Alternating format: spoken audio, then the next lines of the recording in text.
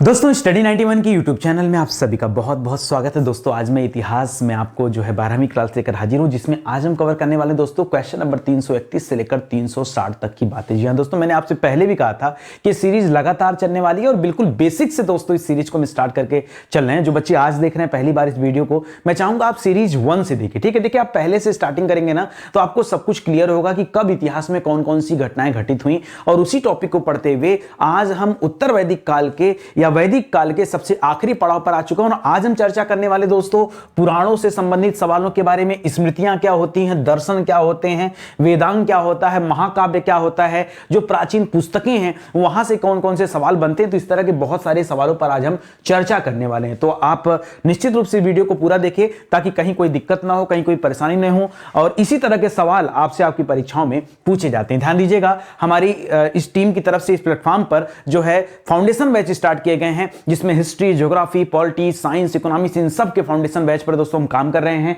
वो आ गया है, आप चाहें तो इंक्वायरी यहां से कर सकते हैं। दोस्तों किताबें भी स्टडी 91 की आ चुकी, तो मुझे लगता है कि आपकी तैयारी के लिए और ज्यादा बेहतर रास्ता आ चुका है। ठीक है, चलिए सीधे आते हैं और सवालों को देखते हैं कि कौन कौन से सवाल यहां पर दिए गए। पहला सवाल दोस्तों जो लिख रहा है कि विष्णु के 10 अवतारों का उल्लेख किस पुराण में है। दोस्तों हम बचपन से जानते हैं कि भगवान विष्णु के अब तक कितने अवतार हो चुके हैं, 10 अवतार हो चुके हैं। और इन 10 अवतारों का उल्लेख दोस्तों किस पुराण में देखने को मिलता है, तो याद रखेगा मत्स्य पुराण का। अगर आपने कभी नाम सुना हो मत्स्य पुराण का, तो याद रखेगा इस मत्स्य पुराण में दोस्तों उल्लेख मिलता है किसके, विष्णु के 10 अवतारों का उल्लेख मिलता है। ठीक है, अच्छा दोस्तों मैं आपको कुछ साइंटिफिक तरीके से चीजें बताना चाहूंगा। ये भगवान विष्णु के जो अवतार हैं, मेरा अपना पर्सनल एक्सपीरियंस है और ये मानना है, ये मैं कोई चीज थोप नहीं रहा हूं, मैं बहुत अच्छी से चीजों को समझाने का प्रयास कर रहा हूं। दोस्तों आप जानते हैं कि जब आप जीव विज्ञान पढ़ना शुरू करते हैं, विज्ञान पढ़ना शुरू करते हैं, तो आपको पता चलता है कि सबसे पहले इस धरती पर कौन सा जीव आया। आप पढ़ते हो एक कोशिकीय जीव आया। ठीक है,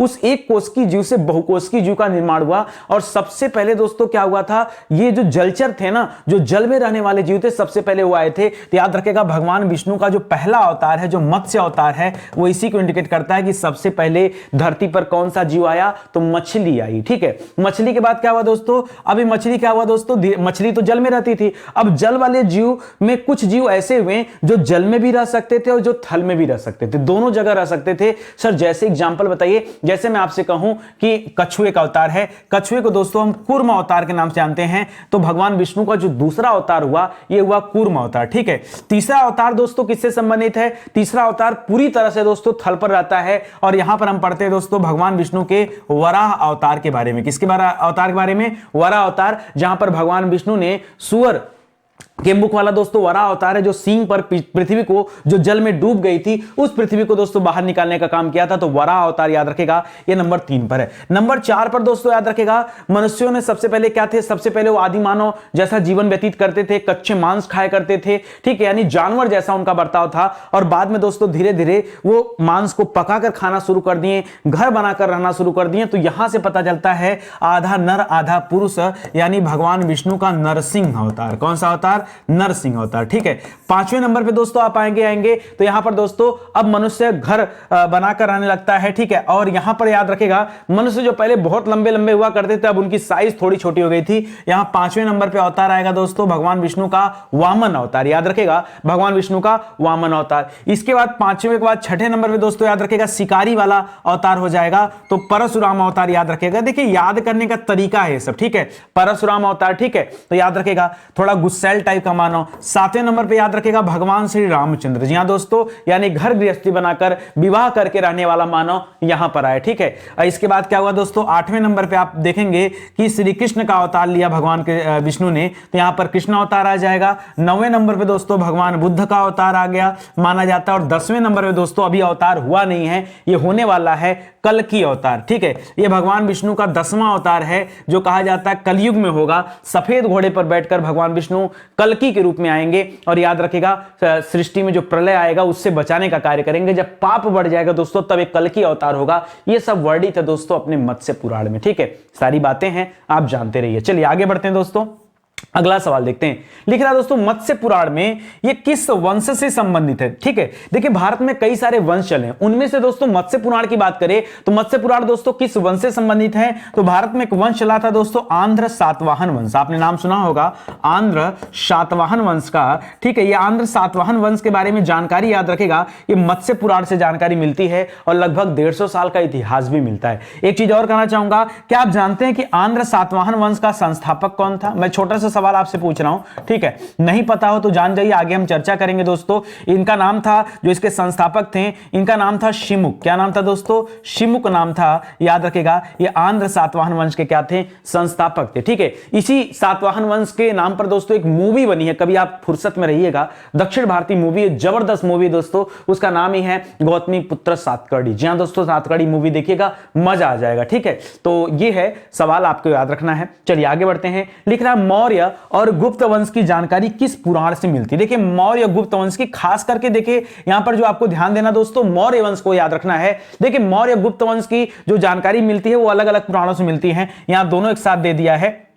ठीक है, तो याद रखेगा, गुप्त को काट दीजिए, यहां पर आप खाली लिखे दोस्तों, अभी मैं अलग अलग आपको बता दे रहा हूं 2 क्वेश्चन करके। ठीक है, तो याद रखेगा मौर्य वंश की जानकारी किस पुराण से मिलती है। जैसे सवाल ऐसे ही बन सकता था कि आंध्र सातवाहन वंश की जानकारी किस पुराण से मिलती, तो क्या बताएंगे। अब यही सवाल उल्टा पूछ दिया गया तो मत्स्य पुराण आपका जवाब आ जाएगा। ठीक है, कि मत्स्य पुराण से आंध्र सातवाहन वंश की जानकारी मिलती, ठीक उसी प्रकार से मौर्य वंश की जानकारी दोस्तों किससे मिलती है, तो याद रखेगा विष्णु पुराण से मिलती है। किसने मिलती है, विष्णु पुराण से मिलती है। एक बात और, जैसे सर यहां आपने संस्थापक बताया, यहां भी आप संस्थापक बता दीजिए, तो याद रखेगा मौर्य वंश का संस्थापक कौन था। याद रखेगा, आपने नाम सुना होगा चंद्रगुप्त मौर्य का। किसका नाम सुना होगा, चंद्रगुप्त मौर्य का नाम सुना होगा। देखिए सबसे पहले भारत में चल रहा था मगध, जो हमारा 16 महाजनपदों में से सबसे शक्तिशाली महाजनपद था, उस पर राजपाट चल रहा था नंद वंश का। ठीक है, नंद वंश का जो आखिरी राजा था 9वें नंबर का, उसका नाम था घनानंद। घनानंद ने चाणक्य की बेइज्जती करके अपने राजपाट से बाहर कर दिया था, और वही चाणक्य ने क्या किया था,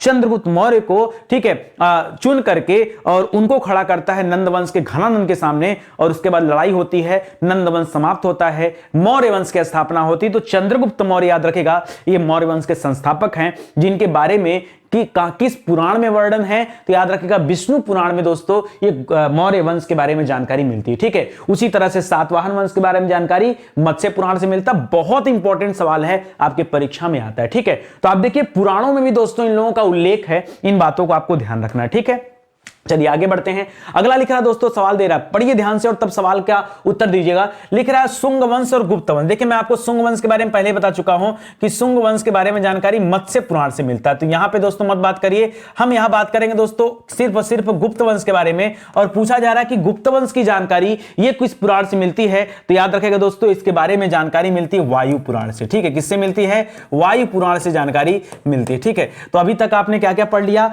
कि मत्स्य पुराण से किसकी जानकारी मिलती है, याद रखेगा शुंग वंश की जानकारी मिलती है। विष्णु पुराण से किसकी जानकारी मिलती है, ठीक है, किसके बारे में, विष्णु पुराण से जानकारी किस वंश के बारे में मिलती है, तो विष्णु पुराण में जानकारी दिया गया दोस्तों, याद रखेगा किसके बारे में, मौर्य वंश के बारे में जानकारी दिया गया, मौर्य वंश के बारे में जानकारी दिया गया। और अब आप पढ़ रहे हैं कि वायु पुराण में दोस्तों जानकारी किसके बारे में दिया, वायु पुराण में, तो याद रखेगा वायु पुराण में गुप्त वंश के बारे में जानकारी दिया है। ठीक है, एक और इंपॉर्टेंट सवाल दोस्तों, गुप्त वंश के संस्थापक कौन थे, तो याद रखेगा इसके संस्थापक थे श्रीगुप्त। क्या नाम था इनका, श्रीगुप्त नाम था, तो इसे भी आप याद रखेंगे, यह भी बढ़िया सवाल है। गुप्त वंश के संस्थापक कौन थे, श्रीगुप्त जो हैं ये गुप्त वंश के संस्थापक थे। इतनी बात याद रहेगी ना, याद रखना पड़ेगा, देखिए बहुत इंपॉर्टेंट है, याद रखिएगा। आज हम लोग सवाल जो कवर करें दोस्तों, आज हमारा 360 सवालों का कलेक्शन हो जाएगा। मैंने आपसे प्रॉमिस किया था कि धीरे धीरे दोस्तों कब 1000 और कब 5000 होगा, कब 10,000 होगा, आपको पता भी नहीं चलेगा, बस आपको जुड़े रहना है। और मैं इस बैच में दोस्तों जो ये क्लास चल रही है, इसमें कोई भी टॉपिक नहीं छोड़ने वाला। आज हम हिस्ट्री पे काम कर रहे हैं, कल हम ज्योग्राफी पे काम करेंगे, कल हम पॉलिटी पे काम करेंगे, तो धीरे धीरे दोस्तों सीक्वेंस बढ़ता जाएगा, बशर्ते आप इस सीरीज के साथ जुड़े रहें। ठीक है, लिख रहा दोस्तों मनुस्मृति।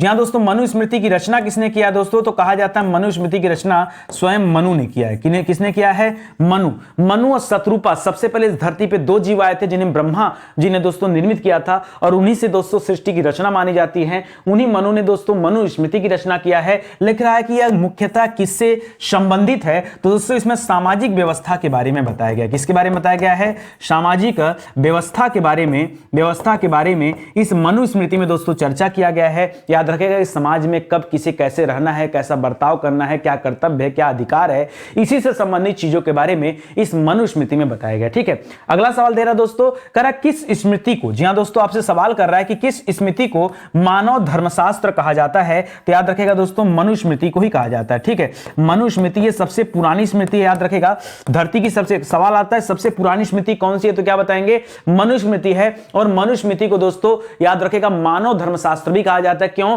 क्योंकि इसमें सामाजिक व्यवस्थाओं के बारे में दिया गया है, मनुष्य का रहन सहन कैसा होना चाहिए, क्या जानकारी होनी चाहिए उन्हें, ये सब चीजें दोस्तों यहां वर्णित हैं। आगे दोस्तों कुछ लोगों का नाम दे रहा, बड़ा ध्यान से पढ़िएगा। जैसे लिखा मेघातिथि भारूची का नाम लिखा है, कुल्लुक भट्ट का नाम लिखा है, गोविंद राय का नाम लिखा है। लिख रहा दोस्तों ये सब लोग किस ग्रंथ के महाभाष्यकार थे।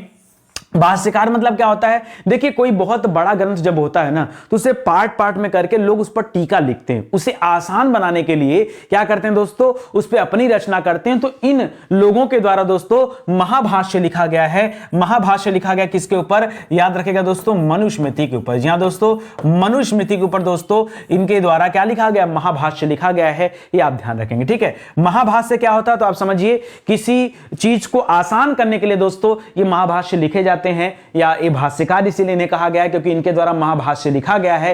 किस पर महाभाष्य लिखा गया, सवाल बने तो बताएगा मनुस्मृति पर महाभाष्य इन्होंने लिखा है, मनुस्मृति पर टीका इन्होंने लिखा है। ठीक है, कुछ लोगों का और नाम दे रहा है, जैसे अपरार का नाम दे रहा है दोस्तों। ठीक है, इसी तरह विश्वरूप नाम दे रहा है, विज्ञानेश्वर नाम दे रहा है। लिख रहा है ये लोग किस ग्रंथ के दोस्तों भाष्यकार थे। तो जिस तरह से मनुस्मृति है उसी तरह से याद रखेगा याज्ञवल्क्य स्मृति है। क्या है दोस्तों, याज्ञवल्क्य स्मृति है। इन लोगों ने क्या किया था दोस्तों, ये याज्ञवल्क्य स्मृति पर दोस्तों इन्होंने महाभाष्य लिखा था, तो इसे भी आप याद रखिएगा। ठीक है, जैसे एग्जांपल देते हैं दोस्तों, जैसे मैं विज्ञानेश्वर की बात करूं तो विज्ञानेश्वर ने, ध्यान दीजिएगा, विज्ञानेश्वर ने रचना किया है मिताक्षरा नामक पुस्तक की। जी हां दोस्तों इनके द्वारा एक पुस्तक लिखा गया, उस पुस्तक का नाम क्या दोस्तों, वो पुस्तक है उसका नाम है मिताक्षरा। क्या नाम है दोस्तों, मिताक्षरा नाम है। ठीक है, और दोस्तों मिताक्षरा में बहुत कुछ बताया गया है, सामाजिक व्यवस्था के बारे में बहुत कुछ बताया गया। जैसे एक छोटा सा एग्जांपल दूं कि कोई भी बच्चा, कोई भी संतान का जब जन्म होता है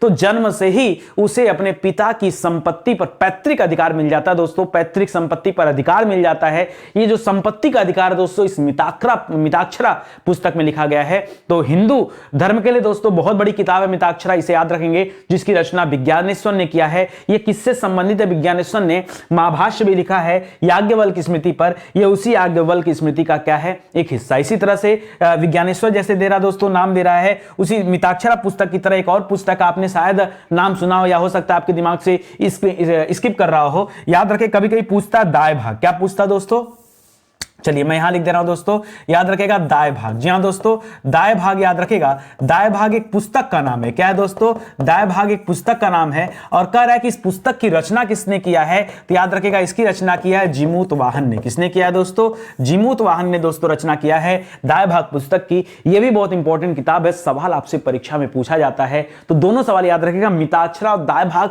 बार बार दोस्तों परीक्षा में आने वाले सवाल है। और यह भी याद रखेगा कि विज्ञानेश्वर ने किस पर टीका लिखा या किस पर महाभाष्य लिखा है, तो उसे ध्यान दीजिएगा कि याज्ञवल्क्य स्मृति पर दोस्तों इन्होंने अपना महाभाष्य तैयार किया। ठीक है, आगे बढ़िए। लिख रहा वैशेषिक दर्शन। देखिए जब आप दर्शन की बारे में बात करते हैं तो दर्शन कुल कितने प्रकार के दर्शन दोस्तों, तो भारत में दोस्तों हम कुल 6 प्रकार के दर्शन के बारे में पढ़ते हैं, दर्शन के बारे में पढ़ते हैं। ये दर्शन क्या है दोस्तों, एक तरह से आप इसे रहस्यवाद कह सकते हैं, कर्मवाद कह सकते हैं, ये सिद्धांत है जीवन जीने का। जी हां दोस्तों दर्शन, और उसमें पूछ रहा आपसे कि वैशेषिक दर्शन है, 6 दर्शन में से एक दर्शन है वैशेषिक दर्शन। पूछ रहा दोस्तों वैशेषिक दर्शन के प्रतिपादक कौन थे, सिर्फ इतना आपको बताना है। तो याद रखेगा इनका नाम था उलुक कड़ाद। क्या नाम था दोस्तों, इनका नाम है उलुक कड़ाद। ठीक है, उलुक कड़ाद। जी हां दोस्तों, या कड़ाद मुनि के नाम से सुना होगा नाम इनका। ठीक है, तो याद रखेगा उलुक कड़ाद जो है दोस्तों ये वैशेषिक दर्शन के क्या है दोस्तों, प्रतिपादक हैं। तो इसे भी आप याद रखेंगे, ध्यान रखेंगे। ठीक है, चलिए आगे बढ़ते हैं दोस्तों। तो उन 6 दर्शन में दोस्तों नाम किसका किसका आता है, जैसे अभी हमने पीछे पढ़ा दोस्तों किसके बारे में, वैशेषिक दर्शन के बारे में, फिर से आप याद करिए। ठीक है, जैसे हमने पढ़ा वैशेषिक वैशेषिक दर्शन के बारे में, और इसमें हमने नाम किसका पढ़ा दोस्तों, उलूकड़ात का नाम पढ़ा। ठीक है, मैं आपको रिवीजन भी कराते चल रहा हूं ताकि आपको याद हो जाए। ठीक है, इसी तरह से मीमांसा पूछता है। मीमांसा में दो प्रकार के दर्शन आते हैं, एक पूर्व मीमांसा, एक उत्तर मीमांसा। ठीक है, तो पूर्व मीमांसा की जब नाम लेगा तो याद रखेगा पूर्व मीमांसा के प्रतिपादक कौन थे, याद रखेगा जैमिनी थे। कौन थे दोस्तों, जैमिनी। जैमिनी का नाम सुना होगा, ऋषि जैमिनी का नाम सुना होगा। ठीक है, ये पूर्व मीमांसा दर्शन के प्रतिपादक थे। उसी तरह से अगला सवाल पूछता है कि बताइए उत्तर मीमांसा के प्रतिपादक कौन थे या उसके प्रणेता कौन थे। तब यहां पर कौन आ जाएगा दोस्तों, यहां पर जैसे जैमिनी नाम था वैसे यहां पर महर्षि व्यास जी हैं। जी हां दोस्तों, व्यास जी, याद रखेगा व्यास जी किससे संबंधित हैं, ये उत्तर मीमांसा से संबंधित है। लिख रहा वेदांत दर्शन। जी हां दोस्तों, वेदांत दर्शन के प्रतिपादक कौन थे, तो ये तो बहुत अच्छा सवाल है और ये बार बार आपसे परीक्षा में आता है, लोग गलतियां भी करते हैं, ध्यान दीजिएगा। इनका नाम है बादरायण। क्या नाम है दोस्तों, बादरायण नाम है। ठीक है, इसी तरह से और भी दर्शन है, जैसे पूछता है दोस्तों न्याय दर्शन के बारे में, आपसे पूछता है योग दर्शन के बारे में। ठीक है, तो याद रखेगा योग दर्शन में तो पतंजलि का नाम आप पढ़ते हैं, पतंजलि का नाम पढ़ते हैं। और न्याय दर्शन में किसका नाम पढ़ते हैं, बताइए, सोचिए समझिए जवाब दीजिए। न्याय दर्शन में आप पढ़ते हैं दोस्तों गौतम का नाम। ठीक है, याद रखेगा गौतम ऋषि ने दोस्तों न्याय दर्शन के बारे में बताया। गौतम ऋषि ने किसके बारे में, कुल 6 दर्शन है तो 3 दर्शन तो यहां दिया है, 3 दर्शन यहां हो जाएगा। ठीक है, तो इसको भी याद रखेगा। इसी तरह से एक और इंपॉर्टेंट है सांख्य दर्शन। ठीक है, सांख्य दर्शन, और सांख्य दर्शन में याद रखेगा किसका नाम आता है, सांख्य दर्शन कपिल मुनि जी का नाम आता है। बहुत बढ़िया, बहुत बढ़िया। ठीक है, कई सारे बच्चे जवाब देने का प्रयास कर रहे हैं और कई सारे लोग नहीं दे पा रहे हैं, तो कोई बात नहीं है, ये सब आप याद रखें। मीमांसा को एक जैसा चूज कर लेंगे,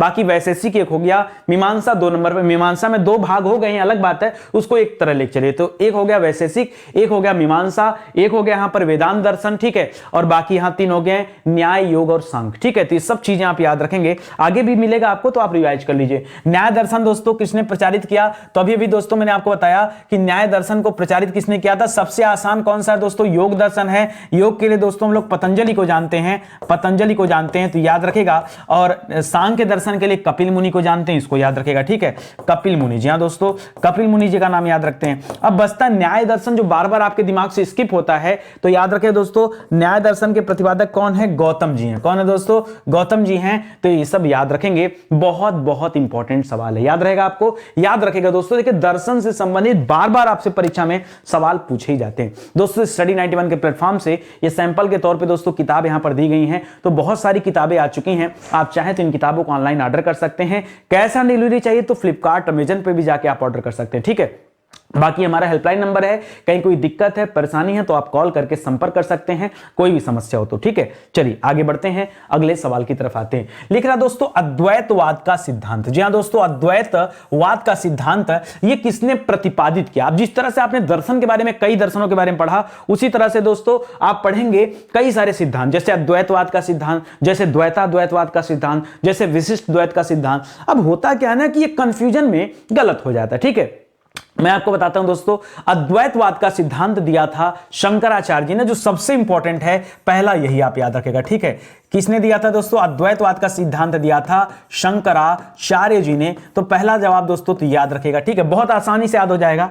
दूसरा लिख रहा दोस्तों विशिष्ट द्वैतवाद। देखिए ये अद्वैत नहीं, अब आएगा द्वैतवाद, लेकिन द्वैतवाद में क्या दोस्तों लिख रहा विशिष्ट द्वैतवाद का सिद्धांत किसने दिया। तो जब विशिष्ट शब्द याद आ जाए तो याद रखेगा विशेष में राम जी का नाम याद रखिए और उससे जोड़कर याद रखेगा रामानुजाचार्य। जी हां दोस्तों, रामानुजाचार्य ने क्या, आचार्य जी ने क्या दिया था दोस्तों। जब कभी दोस्तों याद रखेगा विशिष्ट शब्द दे देना तो इसी विशिष्ट शब्द से कोरिलेट करिएगा राम को, राम को ढूंढिएगा कि राम कोई सामान्य व्यक्ति नहीं है, राम विशिष्ट हैं, तो इसी से आपको याद रखना पड़ेगा और यही ट्रिक है जो परीक्षा में आपको याद दिलाएगा। ठीक है, दूसरा लिख रहा दोस्तों, जैसे यहां अद्वैतवाद का था उसी तरह से ठीक उल्टा इसका पूछ दे कि द्वैतवाद का सिद्धांत दोस्तों किसने दिया था, तब आप क्या जवाब देंगे। ये तो अद्वैत का हो गया और अद्वैत का सिद्धांत शंकराचार्य ने दिया, तो द्वैतवाद का सिद्धांत किसने दिया, तो याद रखिएगा द्वैतवाद का दिया था माधवाचार्य ने। किसने दिया था, माधवाचार्य ने। जी हां दोस्तों, माधवाचार्य। कैसे याद रखेंगे, देखिए जब हम कभी राक्षसों के बारे में पढ़ते हैं, ठीक है, द्वैत से दैत्य याद रखे, दैत्य, वैसे कोई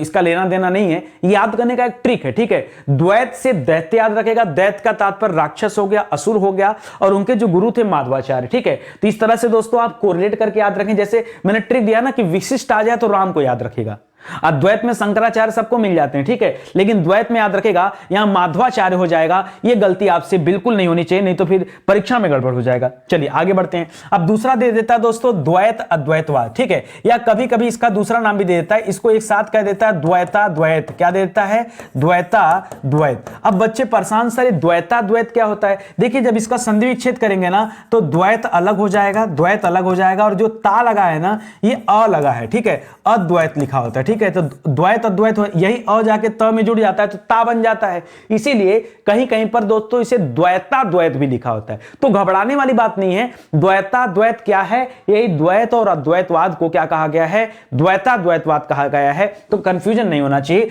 जब इसका नाम देगा ना तो याद रखेगा निम्बार्काचार्य का नाम याद रखेगा, निम्बार्काचार्य का नाम याद रखेगा, ठीक है, निम्बार्क आचार्य, ठीक है, निम्बार्काचार्य, निम्बार्क धन आचार्य, दोनों को मिला देंगे तो क्या बन जाएगा? निम्बार्काचार्य हो जाएगा। इन्होंने द्वैत अद्वैतवाद का सिद्धांत दिया है, इसे भी याद रखेगा, ठीक है। चलिए एक नए सवाल पर आते हैं। लिख रहा है किस उपनिषद में, उपनिषदों की संख्या कितनी दोस्तों? कुल 108 है, लेकिन बहुत सारे उपनिषद अब मौजूद नहीं है, ठीक, वो खो चुके हैं। उसी से संबंधित सवाल दे रहा है कि किस उपनिषद में वेदांगों का उल्लेख किया गया है। वेदांगों का उल्लेख दोस्तों किसमें किया गया, यही आपसे सवाल कर रहा है। तो वेद को पढ़ने के लिए दोस्तों वेदांगों की रचना किया गया था, और वेदांगों का उल्लेख दोस्तों दिया गया मुंडक उपनिषद में। किसमें दिया गया है? मुंडक उपनिषद में दिया गया। मुंडक उपनिषद में और क्या क्या बताया गया दोस्तों? तो इसी मुंडक उपनिषद में सबसे पहले आप पढ़ते हैं सत्यमेव जयते के बारे में, जो भारत का ध्येय वाक्य सत्यमेव जयते, कि सत्य की ही विजय होती है। यह वाक्य कहां से लिया गया है? यह वाक्य मुंडको उपनिषद से लिया गया है, यह आप याद रखेंगे, ठीक है, मुंडको उपनिषद से। इसी तरह मैंने आपको पढ़ाया था अस्तो मा ज्योतिर्गमय, ठीक है, तमसो मा अस्तो मा सद्गमय, तमसो मा ज्योतिर्गमय, ठीक है, यानी अंधकार से प्रकाश की ओर। दोस्तों ये कथन कहां से लिया गया? तो ऋग्वेद का कथन है, सब याद रखेगा, सवाल इसी तरह से पूछा जाता है, ठीक है।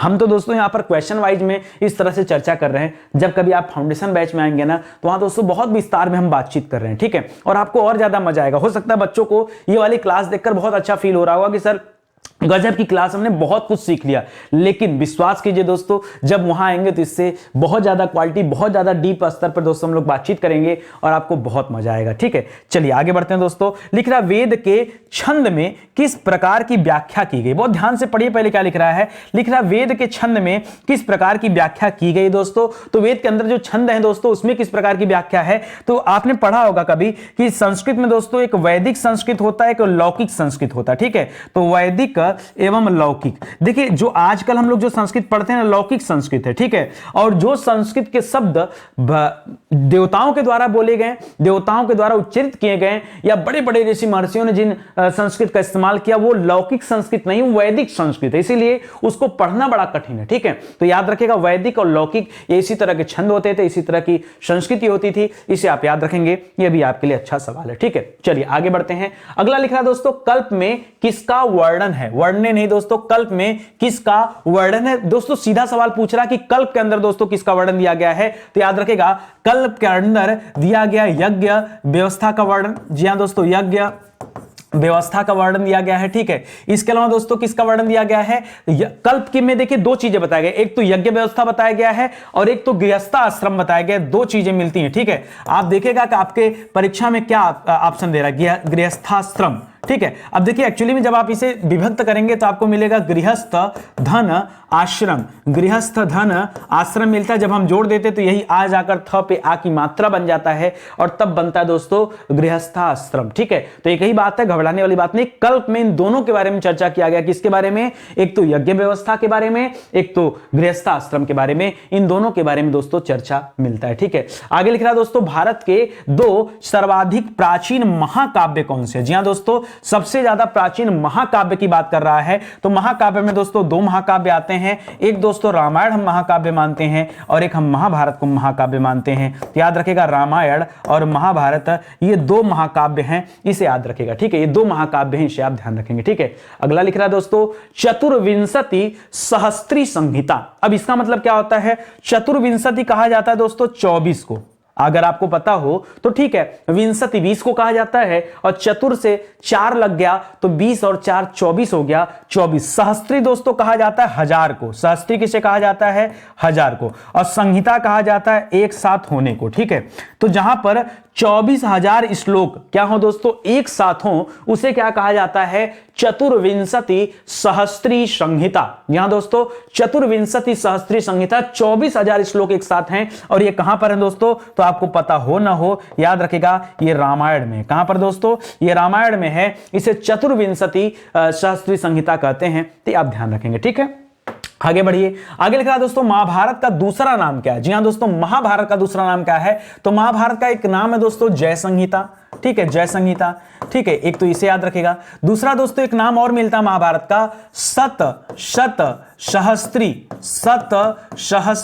संहिता। जी हां दोस्तों, शत सहस्त्री संहिता। अब इसका मतलब क्या होगा? जब हमने चतुर्विंशति कहा था तब तो दोस्तों 24,000 हो गया, और जब शत सहस्त्री कहा तब क्या हो गया? शत किसे कहा जाता है? शत 100 को कहा जाता है। सहस्त्री किसे कहा जाता है? सहस्त्री 1000 को कहा जाता है। किसे कहा जाता है? सहस्त्री 1000 को कहा जाता है। और संहिता एक साथ हो, यानी जहां पर 100,000 श्लोक, 100,000 को जानते हैं क्या कहते हैं? 1000 की नोट अगर आपके पास 100 आ जाए तो कितना रुपया हो जाएगा? 1 लाख रुपया हो जाएगा। तो सीधे सीधे आप याद रखिए कि जहां पर श्लोक कितने हो दोस्तों? 1 लाख श्लोक हो, ठीक है, उसे क्या कहा जाता है दोस्तों? उसे शत सहस्त्री संहिता कहा जाता है। और ये किसे नाम दिया गया? तो महाभारत को नाम दिया गया, याद रखेगा। महाभारत का एक नाम दोस्तों मिलता है रज्मनामा। क्या मिलता है? रज्मनामा। जब आप मध्यकालीन भारत का इतिहास पढ़ेंगे तो वहां देखेंगे कि दोस्तों कई शासकों के द्वारा महाभारत को डिकोड कराने का काम किया गया, उसे दूसरे धर्म में ले जाने का काम किया गया, लेकिन फिर भी दोस्तों इसका नाम ज्यादा चर्चित है, ठीक है। चलिए आगे बढ़ते हैं दोस्तों। लिख रहा अष्टाध्यायी की रचना किसने की थी? बहुत बढ़िया सवाल दोस्तों। अष्टाध्यायी की रचना किसने किया है? तो देखिए अष्टाध्यायी की रचना किसने की, एक सवाल है, और अष्टाध्यायी पर महाभाष्य किसने लिखा है, ये दूसरा सवाल है। तो अष्टाध्यायी की वैसे मुख्य रूप से रचना देखेंगे तो किसके बारे में मिलेगा दोस्तों? यहां पर मिलेगा पाणिनि के बारे में, ठीक है, कि अष्टाध्यायी की रचना किसने किया है? महर्षि पाणिनि ने किया है। इसके आगे महर्षि लगा लीजिए, महर्षि पाणिनि ने किया है। लेकिन एक दूसरा सवाल दोस्तों देता है कि अष्टाध्यायी पर महाभाष्य किसने लिखा है? जब कभी यह सवाल दे दे तब आपका उत्तर बदल जाएगा, तब याद रखेगा पतंजलि हो जाएगा। क्या हो जाएगा दोस्तों? पतंजलि आपका जवाब हो जाएगा। यह भी आप ध्यान रखेंगे, ठीक है। एक जगह मुझे थोड़ा सा नहीं बिछा, वरना मैं आपको बताता, बहुत अच्छे से सवाल पूछा जाता है। जो हमने महाभारत की व्याख्या तो कर दिया, लेकिन दोस्तों इस रामायण के बारे में दोस्तों मैं कुछ चीजें आपको बताना चाहूंगा रामायण के बारे में। जी हां दोस्तों, रामायण में आपने पढ़ा होगा कुल 7 कांड होते हैं। कितने कांड होते हैं? 7 कांड, ठीक है। लोगों को याद नहीं होता, मैं आपको एक छोटे से ट्रिक के माध्यम से याद कराता हूं। सबसे पहले आप पढ़ते हैं दोस्तों बाल कांड के बारे में। क्यों? अरे भगवान श्री रामचंद्र का जन्म हो गया, तो पहले क्या है दोस्तों? बाल कांड के बारे में। अब जब थोड़े से बड़े होते हैं तो विश्वामित्र आ जाते हैं उन्हें शिक्षा दीक्षा ले जाने के लिए, वो चले जाते जंगल में। तो दूसरे नंबर पे जो मिलता है आपको, क्या मिल जाता है दोस्तों? अरण्य कांड मिलता है। अरण्य कांड से लौट कर आते हैं, शादी विवाह हो जाता है, वापस से कैकेयी द्वारा दोस्तों वनवास मांग लिया जाता है, और फिर से कहां चले जाते हैं दोस्तों? वनवास में चले जाते हैं। सॉरी, पहले बाल कांड आएगा, दूसरे नंबर पे दोस्तों अयोध्या कांड करिए, ठीक है। वो गीत गाना और सब कुछ आएगा, ठीक है। और यहां गुरु वशिष्ठ भी मिलेंगे, ठीक है, राजा दशरथ भी मिलेंगे, और तीनों माताओं के द्वारा जो प्रेम वगैरह दिया जाता है। तो बाल कांड, अयोध्या कांड। और तीसरे नंबर पे दोस्तों चले जाते हैं शिक्षा दीक्षा लेने जंगल में, ठीक है। ये हो जाएगा तीसरा नंबर कांड, क्या हो जाएगा? अरण्य कांड हो जाएगा। चौथे नंबर पे दोस्तों उनको वनवास मिल जाता है, अब इनको जाना, अब चले जाते हैं तो किष्किंधा के राजा सुग्रीव से मिलते हैं, जहां बाली का वध होता है, और सुग्रीव के साथ मिलकर सीता का खोज करते हैं श्री रामचंद्र। तो याद रखेगा किष्किंधा कांड नजर आता है चौथे नंबर पे, ठीक है। पांचवें नंबर पे दोस्तों हनुमान जी के द्वारा पता लगाने के लिए हनुमान जी को कहां भेजा जाता है? लंका भेजा जाता है। तो यहां पर आप सुंदर कांड देखते हैं, जो कि सबसे मुख्य कांड माना जाता है, ठीक है। छठे नंबर पे दोस्तों लंका कांड होता है, ठीक है, यहां लड़ाई वगैरह होती है, लंका कांड आ जाता है छठे नंबर पे, ठीक है। और सातवें नंबर पे याद रखेगा उत्तर कांड होता है। यहीं पर दोस्तों क्या हो जाएगा? अब यहीं पर दोस्तों ये रामायण समाप्त हो जाएगा। तो ये 7 कांड हैं, ये सातों कांड के बारे में दोस्तों आप पढ़ लीजिएगा और याद रखिएगा, गलती मत कीजिएगा, ठीक है। बहुत इंपॉर्टेंट सवाल है, बहुत अच्छे से इसको आपको ध्यान रखना है, ठीक है। चलिए ये सवाल भी आप देख लें यहां पर। चलिए अब मैं आपको आगे ले चलता हूं दोस्तों, कुछ और चीजें मैं आपको पढ़ाता हूं जो जबरदस्त है, ठीक है। आइए, लिख रहा दोस्तों सौंदरानंद और सारीपुत्र प्रकरण। दोस्तों ये 2 अलग अलग किताबें हैं। पूछ रहा दोस्तों कि किताब किसने लिखा है, ठीक है। देखिए प्राचीन पुस्तकें हैं, तो याद रखेगा इस तरह के सवाल बनते हैं। इस किताब को लिखा दोस्तों किसने? अश्वघोष ने लिखा है। किसने लिखा दोस्तों? अश्वघोष ने लिखा है। नाम है दोस्तों क्या? नाम है दोस्तों अश्वघोष। और अश्वघोष थे कौन? तो आपने दोस्तों कभी कश्मीर के राजा कनिष्क का नाम सुना है? कश्मीर के शासक था दोस्तों कनिष्क। जी हां दोस्तों, ये कनिष्क के क्या थे? ये कनिष्क के दरबारी कवि थे। क्या थे दोस्तों? ये उनके दरबारी कवि थे, याद रखेगा अश्वघोष। और उन्होंने दोस्तों कुल 4 रचनाएं किया है। उन्होंने कुल कितनी रचनाएं किया है? 4 रचनाएं किया, जिसमें सौंदरानंद, सारिपुत्र प्रकरण। चलिए हमारी सबसे इंपॉर्टेंट की जो रचना है पहले लिख लीजिए, बुद्ध चरित। कौन सी है दोस्तों? बुद्ध चरित। बहुत बहुत इंपॉर्टेंट रचना दोस्तों, इतने बार परीक्षा में आया ना कि आप कल्पना नहीं कर सकते। बुद्ध चरित का नाम याद रखना आपको, सौंदरानंद का नाम याद रखना आपको, सारिपुत्र प्रकरण का नाम रखना। ये 3 किताब। और जो चौथी किताब है, हो सकता है आज तो नहीं दिया है परीक्षा में, लेकिन परीक्षा में दोस्तों पूछ दे, याद रखेगा गांडी स्रोत ग्राथा। क्या नाम दोस्तों? याद रखेगा गांडी स्रोत गाथा। जी हां दोस्तों, गांडी स्रोत गाथा याद रखेंगे। ये चौथी किताब है जो अश्वघोष के द्वारा दोस्तों लिखी गई किताब है, बहुत इंपॉर्टेंट है, ठीक है। आगे देखिए क्या लिखा है दोस्तों, लिख रहा मुद्रा राक्षस नाटक के रचयिताकार कौन दोस्तों? तो मुद्रा राक्षस किसकी किताब है दोस्तों? याद रखेगा ये विशाख दत्त की किताब है। किसकी किताब है दोस्तों? इसके रचनाकार कौन है? विशाख दत्त जी हैं। उसी तरह से लिखा है दोस्तों मालविकाग्नि मित्रम किसकी रचना? मोस्ट इंपॉर्टेंट है। मैं आपको बताना चाहूंगा, वैसे तो इस सवाल का बहुत साधारण सा उत्तर है कि भैया इसके रचना है कालिदास जी। कौन है दोस्तों? कालिदास जी इसके रचनाकार हैं। लेकिन इतने से काम नहीं चलने वाला, मैं आपको कुछ और चीजें समझाना चाहता हूं, वो समझिए। कालिदास जी के द्वारा दोस्तों नाटक जो लिखा गया ना, कुल 3 नाटक लिखे गए। कितने नाटक लिखे गए हैं? कुल 3 नाटक लिखे गए हैं। उन 3 नाटक में दोस्तों नंबर 1 पर कौन है? याद रखेगा मालविकाग्नि मित्रम। जी हां दोस्तों, ये मान लीजिए इनका पहला नाटक है, ठीक है, मालविकाग्नि मित्रम। ये कालिदास के द्वारा लिखा गया दोस्तों, ये पहला नाटक है, ठीक है। पहला मतलब कुल 3 नाटक में एक नाटक ये हो गया। दूसरा नाटक आपने सुना होगा अभिज्ञान शाकुंतलम। अभिज्ञान शाकुंतलम, ठीक है, अभिज्ञान शाकुंतलम। और जो तीसरा नाटक है दोस्तों, पहला मालविकाग्निमित्रम, दूसरा अभिज्ञान शाकुंतलम, तीसरा विक्रमोर्वशीयम। यहां लिख दे रहा हूं थोड़ा सा ऊपर करके, विक्रमोर्वशीयम। जी हां दोस्तों, विक्रमोर्वशीयम, ठीक है। ये दोस्तों कालिदास के द्वारा दोस्तों ये 3 नाटक लिखे गए। उसी तरह से कालिदास के द्वारा 2 महाकाव्य भी लिखा गया। क्या लिखा गया दोस्तों? 2 महाकाव्य लिखा गया। जिस तरह से आपने पढ़ा कि रामायण और महाभारत क्या है? महाकाव्य है। उसी तरह से 2 महाकाव्य याद रखेगा कालिदास के द्वारा लिखा गया। एक कौन सा था? एक तो रघुवंशम था, रघुवंशम, और एक कुमार संभव। क्या था दोस्तों? कुमार संभव। जी हां दोस्तों, कुमार संभव। ये 2 दोस्तों महाकाव्य लिखा गया है। इसी तरह से दोस्तों 2 खंड काव्य भी लिखा गया है। क्या लिखा गया दोस्तों? 2 खंड काव्य भी लिखा गया। किसके द्वारा? कालिदास के द्वारा। वो खंड काव्य कौन कौन से हैं? तो याद रखेगा, एक है दोस्तों मेघदूत, एक कौन सा है? मेघदूत, ठीक है, और एक है ऋतु संहारम। क्या है दोस्तों? ऋतु संहारम, ठीक है। तो याद रखेगा ये मेघदूतम कहा जाता है। मेघदूतम और ऋतु संहारम ये भी याद रखेगा, एक खंड काव्य है। तो कालिदास के बारे में जब पढ़िए ना, कम से कम ये 7 रचनाएं आपको याद होना चाहिए। 3 इनके नाटक याद होने चाहिए आपको, ठीक है, जिसमें आपने पढ़ा मालविकाग्निमित्रम का नाम पढ़ा, दूसरा अभिज्ञान शाकुंतलम को नाम पढ़ा, तीसरा विक्रमोर्वशीयम का नाम पढ़ा, ठीक है। ये 3 नाटक हैं, इसको आप याद रखिएगा। सवाल कभी तोड़ मोड़ के पूछ भी दिया ना कि मालविकाग्निमित्रम क्या है? नाटक है, खंड काव्य, महाकाव्य है, या इनमें से कोई नहीं, तो आपको पता होना चाहिए कि क्या है। दूसरा सवाल दोस्तों याद रखेगा कि इनके द्वारा लिखे गए 2 महाकाव्य कौन से हैं? तो वहां पर हमने पढ़ा रघुवंशम के बारे में पढ़ा और कुमार संभव के बारे में पढ़ा। ये कालिदास जी के द्वारा लिखा गया दोस्तों क्या है? ये महाकाव्य। 2 खंड काव्य कौन कौन से हैं? तो एक मेघदूतम हो गया, एक ऋतु संहारम हो गया। यह भी आपको याद रखना पड़ेगा, ठीक है। इसी तरह से दोस्तों आज का सेशन समाप्त होता है। उम्मीद करता हूं आपको अच्छा लगा। देखिए स्टडी 91 पे जब क्लास लेते हैं आप ना, या नितिन सर के जब आप पढ़ते हैं, तो समय का पता बिल्कुल नहीं चलता। मैं बार बार आपसे निवेदन करता हूं दोस्तों, प्लीज आप वीडियो को शेयर करिए। शेयर आप नहीं करेंगे, आगे आप नहीं बढ़ाएंगे तो कौन बढ़ाएगा? आप ही के कहने पर दोस्तों इस सीरीज को मैंने स्टार्ट किया, फिर आपकी तरफ से जब रिस्पॉन्स कम आता है ना, तो लगता है कि शायद आपको पसंद नहीं आ रहा है। अरे भाई, अगर आपको पसंद आ रहा है तो आप दुनिया का चक्कर छोड़िए। देखिए आप हजारों यूट्यूब चैनल आप जाएंगे ना, हो सकता है कि वहां बड़ी बड़ी बातें की जाए, बड़े बड़े पोस्टर बैनर देखने को मिले, लेकिन कोई भी ये जिम्मा नहीं लेगा कि मैं बाबू आपको शुरू से लेकर अंत तक आपका साथ दूंगा और बेहतर कंटेंट के साथ अच्छे से आपको पूरी बात बताऊंगा। नहीं, हर आदमी क्या करेगा, कुछ चीजें बताएगा, कुछ चीजें छिपाएगा, कुछ पेड में प्रमोट करके बेचेगा। मैं यहां पर जो टॉपिक शुरू किया, मैं चाहता तो ये सब ना बताता, सीधा ऋग वैदिक काल उत्तर वैदिक काल पढ़ा करके समाप्त कर देता, लेकिन यहां पर मैंने ऐसा नहीं किया। मैंने ऋग वैदिक काल उत्तर वैदिक काल को पढ़ाते पढ़ाते आज 12वें पार्ट में आ गया।